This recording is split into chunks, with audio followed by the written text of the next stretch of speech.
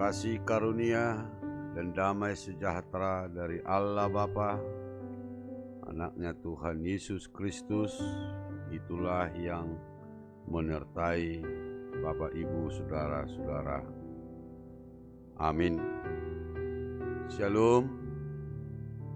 Renungan untuk kita hari ini, Jumat tanggal 21 Mei 2021 dari Kitab Kejadian pasal yang ke-50 ayat 20. Memang kamu telah mereka-rekakan yang jahat terhadap aku, tetapi Allah telah mereka-rekaannya untuk kebaikan, dengan maksud melakukan seperti yang terjadi sekarang ini, yakni memelihara hidup suatu bangsa yang besar. Dalam bahasa Batak dikatakan, najak dunian tututahi ni rohamuna do paahu, alai nadenggaddo hapatean ni dibahid debata, patupahon songon nan idamuna sadarion, laho panguluhon bangso nabulun. Setiap orang pasti pernah mengalami disakiti, difitnah, dan dilukai. Saudara-saudara, jika kita tersakiti, kita difitnah, kita dilukai, apakah reaksi Bapak Ibu, saudara-saudara? Padahal saudara tidak melakukan kesalahan apapun. Secara naluriah,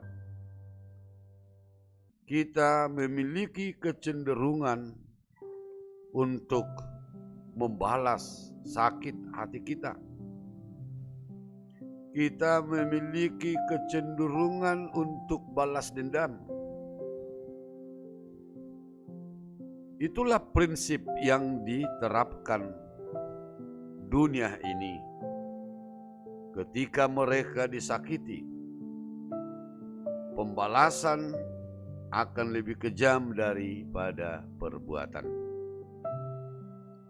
Haruskah orang Kristen mengikuti jejak seperti itu? Haruskah orang Kristen melakukan pembalasan? Bukankah kehidupan orang-orang percaya itu harus berbeda dengan dunia ini? Itu yang dikatakan dalam firman-Nya Roma 12 ayat 2. Janganlah kamu menjadi serupa dengan dunia ini, tetapi berubahlah oleh pembaharuan budimu, sehingga kamu dapat membedakan manakah kehendak Allah, apa yang baik, yang berkenan kepada Allah, dan yang sempurna. Kehendak Tuhan bagi kita tidak melakukan pembalasan seperti yang dilakukan oleh orang-orang duniawi, tetapi kita harus bisa mengampuni orang yang bersalah kepada kita dan tetap menunjukkan kasih itu kepada mereka.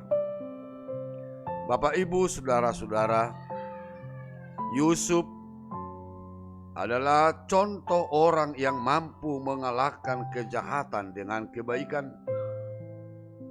Kita pasti tahu kisah perjalanan hidup Yusuf yang tercatat dalam Alkitab. Yusuf harus melewati perjalanan hidup yang cukup dramatis. Penderitaan demi penderitaan harus dia alami sebagai akibat perbuatan jahat yang dilakukan saudara-saudaranya sendiri. Kalau orang lain yang melakukan kejahatan, mungkin kita masih bisa memakluminya. Tetapi tindakan ini dilakukan oleh saudara Yusuf sendiri. Ini sungguh menyakitkan. Andai kita berada di posisi Yusuf, mungkin kita tidak akan menerima hal itu dan akan membalas sakit hati atau dendam. Namun hal ini tidak dilakukan Yusuf. Ia mampu mengambil sisi positif dari setiap peristiwa kelam yang terjadi di masa lalunya. Yusuf sadar bahwa semua itu adalah bagian dari proses yang diizinkan Tuhan, yang kesemuanya mendatangkan kebaikan demi kebaikan dalam hidupnya, sehingga ia pun dapat berkata, "Kamu telah mereka-rekakan yang jahat terhadap aku, tetapi Allah telah mereka-rekakannya untuk kebaikan."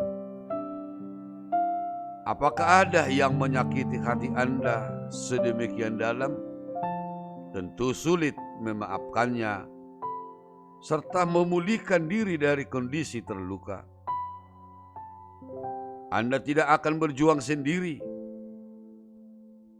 Kita memerlukan Yesus. Renungkanlah kembali kasih Yesus bagi Anda dan hidup baru yang Anda terima dari Dia. Kasih dan anugerahnya melampaui perlakuan jahat yang telah menimpa Anda, sehingga Anda dimampukan untuk mengampuninya. Bapak, Ibu, saudara-saudara, dalam perjalanan hidup kita ini, bahwa Allah selalu merencanakan yang baik.